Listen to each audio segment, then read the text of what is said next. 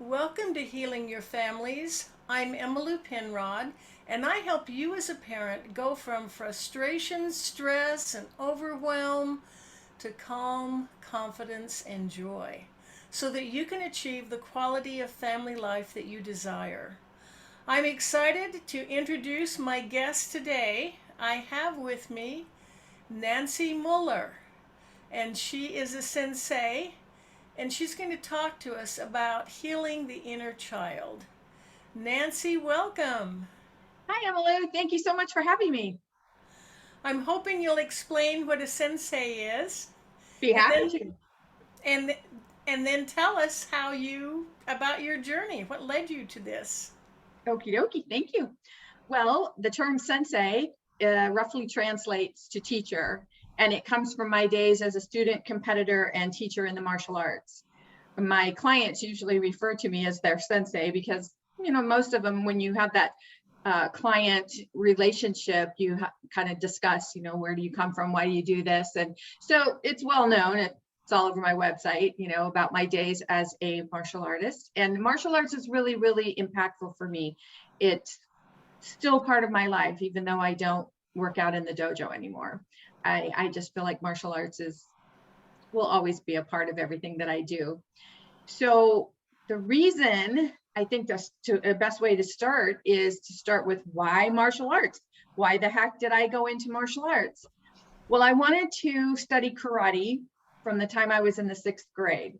I was born in the era of Bruce Lee, and I used to think, man, if I could fight like him, no one would ever lay a hand on me again. Because my childhood, my upbringing was based on mental abuse, verbal abuse, physical abuse that escalated to sexual abuse by the age of 12. So the people that I most looked to be protected by were the people I most needed to be protected from. And as a child, you just think, well, where am I supposed to go? Who is supposed to protect me? And I'm sure you're going to get into this, Emmylou, but this is why my work that I do is so passionate for me, because everything we believe to be true as adults, everything you believe is based on something you learned or intuited from childhood, from the ages of birth to about 8 to 12 years of age. So there we go. Wow. I love that. This to me that's a story of overcoming. And I love the way you took something horrible that happened to you as a child and used it to become strong. Used it as a stepping stone. Well, one of the reasons that I am so excited about my book, Healing the Child Within, and I published that, I think that was 2015. That was my second book. Because about that time when I wrote that book, I had gotten back into touch with my mother. We had been pretty much estranged in our life. And I asked her, I said, Mom, I think I know what this next book is going to be. I think it should be about, healing your inner child. And then I asked her if she would be willing to share some of her story in the book. And it was funny because, I've been doing this for 24 years. I think I mentioned to you, Emmylou, that this is my 24th anniversary of doing this work. And so we were Skyping so I could see her face. And I said, Mom, would you like to be part of this book? Would you like to share your story? And she goes, no, absolutely not. No. And then I saw her go, and then she leaned in and she goes, yes, I will. If you can do it, I can do it. What do you want me to do? So the beauty of this book is about me sharing a little bit about my childhood at the beginning of the book. Then we talk about my mom's story, and you're able to see, oh, this is what Nancy's childhood was like, but this is why her mother parented the way she did. Because the whole premise of this is to help people understand that if you're an adult and you are still blaming your parents on any level for where you are in your life right now, then you have an opportunity for some healing. And it's all about healing that inner child, because our child self, comes with us into adult life, and we hold on to these beliefs so strongly. And if we believe that we're not good enough, smart enough, fast enough, educated enough, we have imposter syndrome, whatever it is that we're holding on to, whatever belief, we have an opportunity to master those beliefs. Because a belief is just a thought that you think over and over and over and over again. And when you think that thought over and over and over again, you have feelings and emotions attached to those beliefs and those thoughts. And those feelings are the vibration that you're putting out into the universe. And whatever you're sending out into the universe, universal law says that's what the universe is going to send back to you. When I learned all of this, and pretty much, actually, I like to say that that journey started in martial arts, but I have to say it goes back even farther to the 70s. I was a really big fan of the TV show Kung Fu, and I really enjoyed the philosophy part of it. That's what I really glommed onto. So yeah, I've been doing this work for quite a long time. You have hit on several points I want to reemphasize. First, there's the generational abuse that quite Yep. often, and what I love and I think is so exciting is you stopped that cycle. And anyone at any point can stop that cycle. They don't have to treat their children the way they were treated if they had an abusive childhood. I love that you did that. And then you also spoke about when you are able to let go of blaming yourselves, blaming your parents, that's kind of, and that victim mentality, I know exactly what you mean. It's almost like they have the word on a sign around their neck, and they invite being, treated as a victim. Not that it's ever right, but that mentality there, what you focus on expands. If that's what we're looking for, is that's what we'll find is more. Exactly. And the thing is, it's not about, it's about what we feel. Everything is about how you feel. Your feelings are driving the bus of your life. So wherever your life is going, your feelings are in charge. They're driving.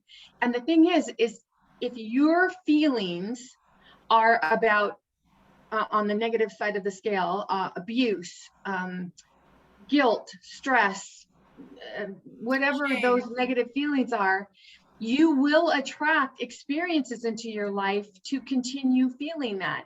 And I'm going to use this in air quotes. So then being abused feels right, and being not abused feels wrong. And there is no right or wrong. It's simply how we feel and how we've come to believe about it. But it also feeds into your self-worth and what you believe to be that life is all about. And well, this was the cards that life dealt me, and I guess I just have to play it out. And it's not true. But most people weren't taught this. So when you have the opportunity to heal your inner child, should you decide to step in and take a look at that, it's so powerful, because people will be amazed at the inner strength that they have. It's so powerful to step back and go, oh, you mean I'm creating this? And if I am, then can I create something different? And when you learn the answer is yes to both, the sky's the limit. It's so empowering. I absolutely love it. Now let's make sure, when you talk about the inner child, I know the first time I heard that phrase, I wasn't quite sure what that meant. Can you kind of talk about that? And you mentioned this is the second book you wrote, so Yes. I'm kind of I like getting off topic for a second, but what was the first one? I'm just curious. The first book that I wrote is titled Chocolate or Vanilla? Life is All About Choices. Second book is Healing the Child Within. Life is All About Choices. And then the third book was Divorce, because letting go does not mean giving up. And I'm working on my fourth book now about karmic journeys. Wow. All right. I thank you for sharing that. And Sure. you have a lot of content. So when you say healing the inner child, and everyone, I know everyone has an inner child. It's the way we were when we were born, right? It's that Well, innocent, open child. actually, the inner child is it's when you're born, you go from spirit form to human form. Your spiritual self is now experiencing life in human form. And as you grow and you when you come into this world, when we incarnate, we know that we are from pure love and light. We know nothing but love and light. That's who we are. We have no doubt.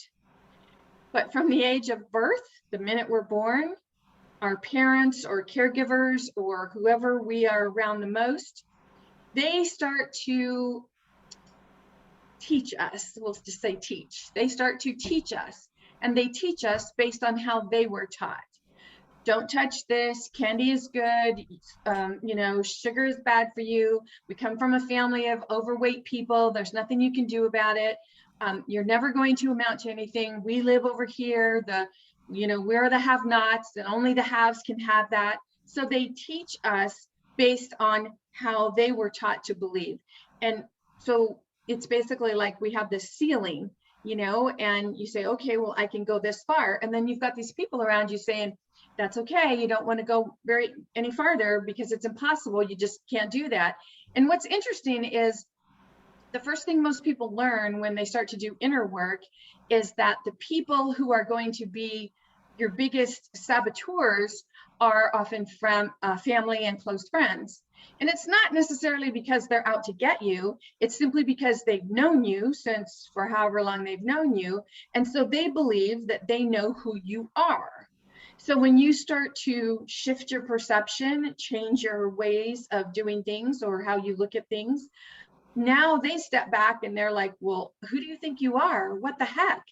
And it's not necessarily that they're judging you, because what's really happening is they're judging themselves. Because see, if you're changing, that means they have to look at something and go, well, if this is no longer true based on how our relationship was, then where does that leave me? And this is where a lot of relationships have challenges because especially in marriages or loving relationships, that kind of thing, dating, whatever, you think, oh, I've met this Mr. Right or Mrs. Right, and now I can feel fulfilled. Now everything's going to fill me up. But sooner or later, if each person isn't working on their own inner work, if each person doesn't have a daily practice of how they can be their best self and know themselves, then what they do is they rely on that other person, and they're like, well, I was counting on you to X, Y, or Z. And then we feel let down. And then when we feel let down, then we blame that other person. And of course, that's habit. That's what we learn in childhood. So that's what I mean by the inner child, because our inner child, even though we're adult now, we all have an inner child within us, that little boy or girl who has those memories of happy times in childhood or sad times or violent times. I know for me, I learned to be very, very hyper vigilant as a child, constantly not knowing where something was going to come from. What was I going to do next that was going to piss off my parents and cause punishment? And how bad was the punishment going to be? So, and I'm the oldest of 5. And so it was a lot of, okay, I have to put myself out and take care of these people, my siblings, and do this. So these are the beliefs that we create for ourselves, and we bring them with us into our adult lives. So it's not about, I hear a lot of people ask that question, if you could go back and talk to your child self, what would you say? And here's the thing, I kind of like just nix that all out, because if you could go back and talk to your child self, let me tell you, if I could go back and talk to my child self would be like, what the heck are you talking about? No, because you're not ready until you're ready. So you can't go back and like give them the keys to the kingdom if they're not ready to have the keys to the kingdom, or that they even know the kingdom exists. And so many people are thinking, oh man, if I had only known this. And so we stay in that negativity of, I should have known better. I should have figured this out sooner. I should have. And we spend too much time shitting all over ourselves when learning to be in the moment is what is so powerful. That I love what you just pointed out, that we're not ready until we're ready, and it does no good Nope. to wonder what if. We just move forward. I Yep. love that example. And I also love the fact it sounds like you not only healed your inner child, you healed your relationship with your mother. Oh, absolutely. It was so interesting because my mother and I were very estranged. I got married at 17, and we were very estranged. And she lives in Ohio, I live in California. And so when my husband at the time said he wanted a divorce, I was like, okay. So I had been married for 32 years. And then my mom called me one day, and because our relationship was so estranged, it's one of those things, I'm sure we've all been there. Like, you see your number pop up on the phone and you're like, oh my God. And so I'm thinking, especially with what I was going through in my divorce, and I thought, I just don't need this right now. But the gist of the conversation was, she said, is it true what I hear, that you're getting a divorce? And I said, yes, it's true. And she said, Nancy, please let me be there for you. I've never been there for you your whole life, but you're going to need someone, and I'd like to be there for you. Wow. Well, I didn't know what that meant, because remember, you're not ready until you're ready. So someone can give you the keys to the kingdom, but if you're not ready, because myself was saying, I'm saying self in parentheses there, I'm like, what does that mean? Because I've never had that from you. So what the heck does that even mean? And at first, she just called me every day. How are you doing? And she really didn't want to talk, because that was not the nature of our relationship. She just wanted to hear my voice, and she wanted to hear, I'm fine, I'm good, everything's fine. And it kind of went on like that. But she started learning how to get on social media. She started following me on social media. She started paying attention to the messages that I was sharing. And then one day she said to me, Nancy, I'm watching what you're doing with these other women, and I'm wondering if what you're teaching them will also work for you and me. What do you think? And I said, well, it's not like I took her on as a client or anything. It's just simply being open to having her ask questions and watching where her resistance came up. But of course, by that time, I was in a space when her resistance did come up, my child self was no longer reacting to it. I was no longer fearful of the physical abuse or the verbal abuse. And so I could be in the space of teacher and daughter, rather than that child who was afraid of being reprimanded or something. So, and then one time my mom and I were having a conversation, and she said to me, Nancy, when you were growing up, I had no idea you were so brilliant, so talented. She said, you used to say things that used to scare the hell out of me, and I didn't know what to do. And I tried beating it out of you. I tried ignoring you. I just tried staying away from you. And she said, and here you are, look at what you're doing. So you see, the thing is, it's not about me. It's about her fears and what her journey is about. And that is the way it is for everyone.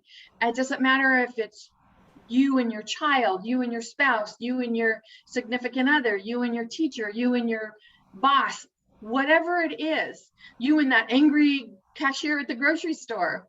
It's not about the other person, because we're all here going through our own personal karmic journey.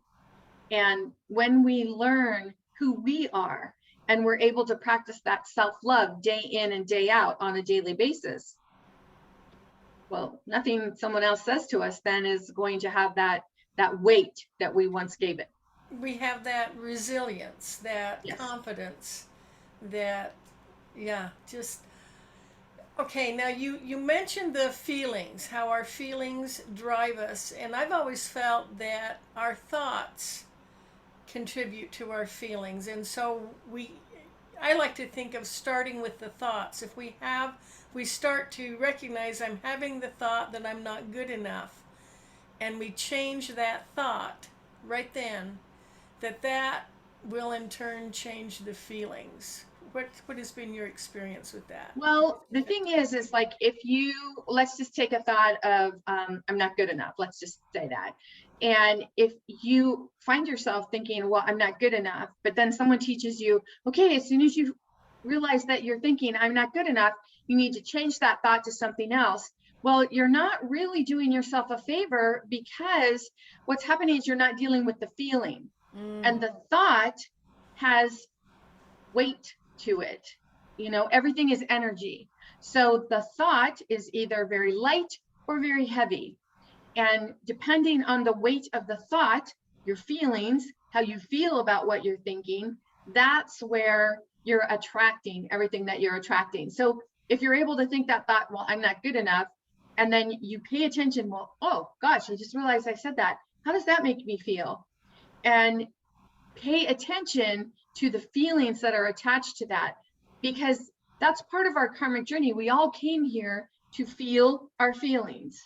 Hmm. And Yes, and I most love that. Emotions actually are beneficial. We can learn from them, right? Absolutely. But it's those feelings that you're holding on to. And I'll use myself as an example. So growing up, constantly being so very afraid of being punished, and that feeling of being punished. So even when something really awesome happens, you have that thought of, okay, when is the other shoe going to drop? I don't know. Yeah, it's good for right now, but Trust it. because it's very difficult for us to absolutely 100% believe, oh, this is awesome. I love how I feel right now. This is great. And I don't have to go back to that negative feeling. And because I don't have to go back to that, I also don't have to attract negative experiences into my life. But that is very difficult, because most of us were raised to believe that life has to be hard, money's hard to come by, your health is what it is, it's all genetics. And we have so many beliefs that we're taught. And then, of course, based on the religious dogma that we're raised in, that plays into it as well. A lot of people don't realize that they see God the same that they see their parents. They have that same thought process. My parents punished, God punishes. My parents judge, God judges. And it's very interesting, because when you stop to think about it, we come from love and light. Everything is love and light. God, creativity, the universe, is 100% love and light. So Mm. why would there ever be any judgment there? Yeah. That is a learned behavior. Yes, and you mentioned, I want to just going back to that, the thought, I'm not good enough, and then examining, am I feeling that because there's improvement that is needed? There's some things I need to change about myself. Or am I feeling that because I'm comparing myself to someone else and it really isn't realistic to do that? Is Yeah, that it's by funny. learning from it? We're always comparing ourselves to the Joneses. Do you ever step back and go, who the heck are those Joneses anyway? Who made those up? And who are Who they comparing themselves to? yeah, where do those people come from? What the heck? Why are they the be all end all? It's exactly right, Emmylou, because when you're saying, oh, I find myself judging myself, we are our harshest critic. We are so verbally abusive to ourselves, whether we say it out loud or whether we think it over and over and over.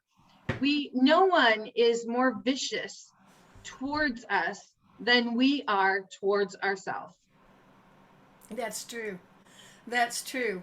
All right, we just have about 5 minutes left, and I want to make sure you have time to explain how you help people. You've been doing this for 24 years. Is there a process? Is it a coaching? Tell us about how you heal the child within. There is actually. Well, I don't work with anyone who hasn't already had like a 1 hour session with me. I do offer a 1 hour session. It's very affordable, and because that allows both of us to see where this person is on their journey. And the thing is a lot of people can say, oh, I'm ready. I want to help. I want to change. I want to whatever. But the thing is anything that you try to change is going to meet up with resistance. So it's just a basis of determining where you are on the resistance scale.